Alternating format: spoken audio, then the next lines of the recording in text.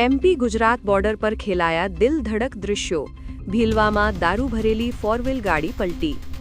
ગરબાડા તાલુકામાં અવારનવાર બૂટલેગરો ગુજરાતને અડીને આવેલ મધ્યપ્રદેશમાંથી વિદેશી દારૂનો જથ્થો અવનવા કિમિયા અજમાવીને ગુજરાતમાં ઘુસાડતા હોય છે અને પોલીસની આંખમાં ધૂળ ઝોંકીને દારૂની હેરાફેરી કરતા હોય છે, પરંતુ ગરબાડા પોલીસ સક્રિય બની છે।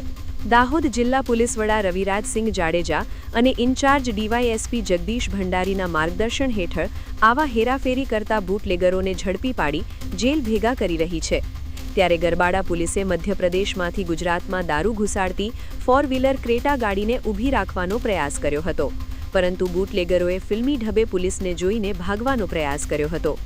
બૂટલેગરને ઝડપી પાડવા માટે પોલીસે તેમનો પીછો કર્યો હતો, પરંતુ ભાગવાના ચક્કરમાં બૂટલેગરે દારૂ ભરેલી ગાડી પરથી કાબુ ગુમાવ્યો હતો અને ગાડી ભીલવા નજીક પલટી મારી ગઈ હતી અને બૂટલેગર અંધારાનો લાભ લઈને ફરાર થઈ ગયો હતો।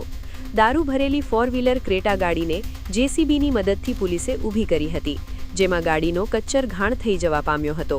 પોલીસે ગાડીની તલાશી લેતા તેમાંથી ભારતીય બનાવટના ઇંગ્લિશ દારૂની 1521 નંગ બોટલ, જેની કિંમત ₹3,36,783, એક મોબાઈલ ફોન જેની કિંમત ₹3,000 તથા ક્રેટા ગાડીની કિંમત 5 લાખ મળી કુલ ₹8,39,783નો મુદ્દામાલ જપ્ત કર્યો હતો।